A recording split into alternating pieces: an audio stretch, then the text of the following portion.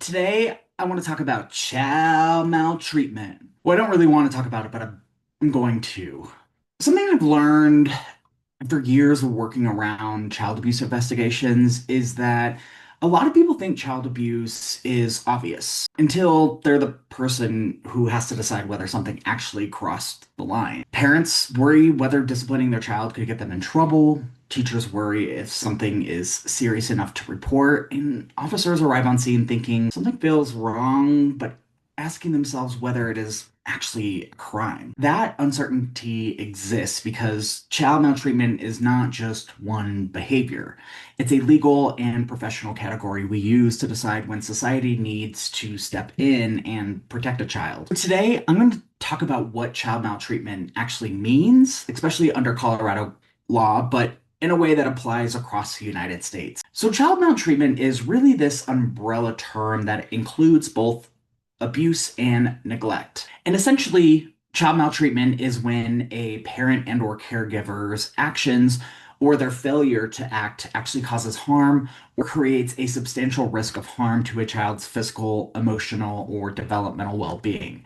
Abuse is an act of commission because it is something that is done to a child. Neglect is an act of omission in that it is something a child needs but does not receive. So both can actually overlap and occur at the same time. So physical abuse, that occurs when a caregiver actually causes injury or places a child at an unreasonable risk of injury. And what's important to understand is that intent is not required. They don't necessarily have to intend to have physically harmed the child. Reckless behavior can qualify.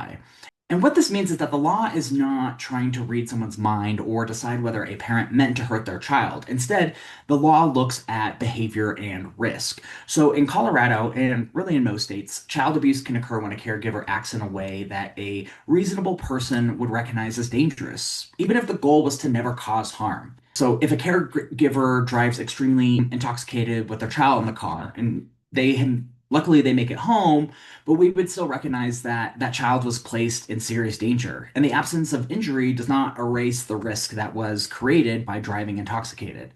The same logic applies in child maltreatment cases. Recklessness happens when a caregiver ignores or fails to recognize risk that any reasonable adult should understand. The question professionals ask is not, did they mean to hurt the child, but rather, should a reasonable caregiver have known this could seriously cause harm to a child? That shift helps the system protect children while also recognizing that harm can occur even when love or frustration, rather than malice, was the source. And development matters enormously. A 7-year-old who falls off their bike and has a bruised knee, that's normal for childhood. But when a 3-month-old with bruising on the torso or in the ears, that should actually raise immediate concern because non-mobile infants can't create those injuries on their own. Colorado also allows corporal punishment or spanking, meaning that parents can physically discipline their children without criminal recourse. And the line is crossed when discipline causes injury or creates unreasonable risk. So imagine a parent giving a single open-handed swat to a teenager, doesn't leave any injury. That is generally often considered lawful discipline. But if that parent repeatedly strikes the teen with a belt or a rod and it's leaving injuries or welts or actually breaks skin, that's where it starts to become much more criminal. Also occurs when a caregiver shakes a crying infant out of frustration. So even without the visible injury, that behavior alone creates serious risk because shaking can cause brain injury.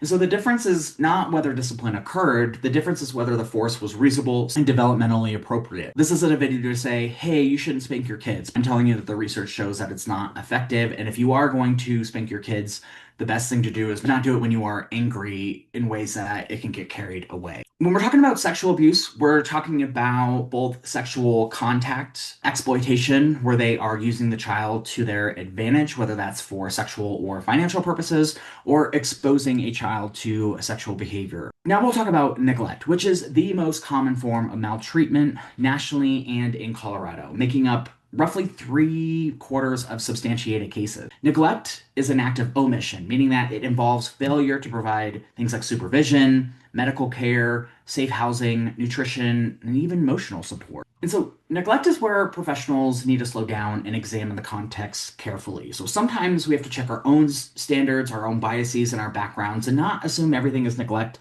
because you personally think the home is dirty according to your own standards. Now, it becomes an issue when the home is dirty to the point that it's actually dangerous or unlivable for the safety and well-being of children or pretty much anyone. So we're talking fecal matter caked into the carpet, exposed wires, the smell of animal urine, no food in the house. This is when it has become unlivable and actually a dangerous condition for children. Imagine a family living in a small apartment where the children may have to share beds and the food options are limited. So that alone isn't necessarily neglect if the parents or the guardians are doing what they can to provide for the children. Now, if that's the same condition, but the toddler repeatedly wanders outside unsupervised and they live near a heavy traffic area, that concern shifts to a safety risk. And so the key question becomes whether the caregiver failed to protect the child from foreseeable harm. Another aspect of neglect that comes up a lot is supervision. So a 12-year-old watching siblings after school for an hour may be reasonable and even expected in some cultures.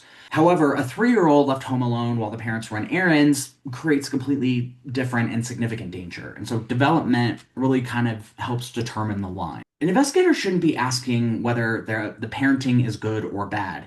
They really should be asking themselves, is the child injured or are they at a substantial risk of harm? Does the exploitation of the injuries match the evidence and the child's developmental stage? And would a reasonable caregiver recognize the situation as dangerous? And so when the answer to the last question becomes no, behavior may cross into abuse or neglect.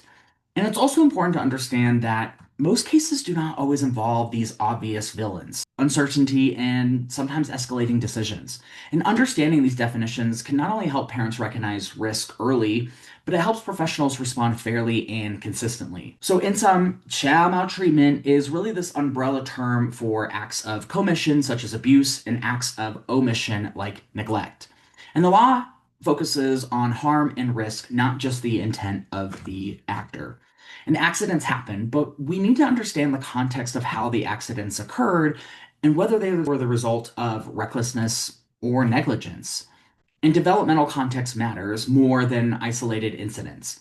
Discipline becomes abuse when injury or unreasonable danger appears. And cultural or economic differences require us to carefully interpret the situation rather than imposing automatic judgment. So, all in all, my recommendation is to trust your gut and to report child maltreatment, whether you are required to or if you just would rather be safe than sorry.